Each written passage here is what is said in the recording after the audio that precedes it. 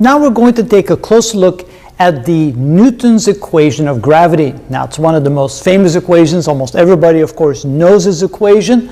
And this is how we typically see it, that the force is equal to G, the gravitational constant, times the product of the two masses divided by the distance between the two objects squared, where G is defined as 6.67 times 10 to the minus 11 newtons meters squared per kilogram squared.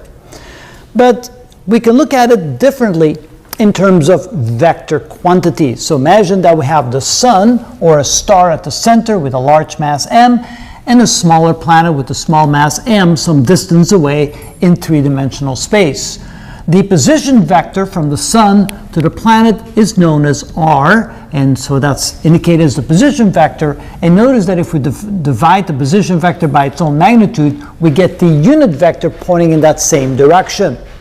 But now notice that if we express the gravitational force in terms of a vector, that force is now pointing towards the star. Relative to the planet, the force on the planet is towards the star. Notice that it's in the opposite direction as the position vector r, or the unit vector r.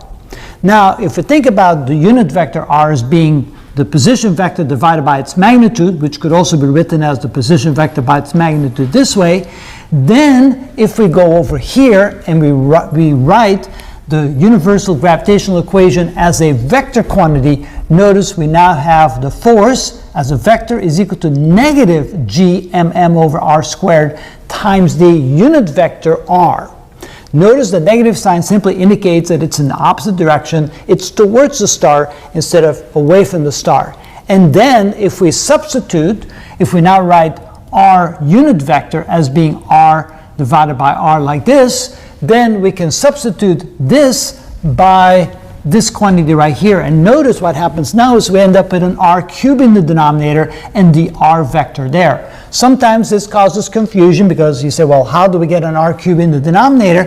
It's because the position vector is used rather than the unit vector. If the unit vector is used, you write it like this. With the position vector, you write it like that, just to clarify things. And finally, we know that it's always going to point towards the star, or in this case, in our solar system, towards the sun, and therefore this force, the gravitational force, is called a central force.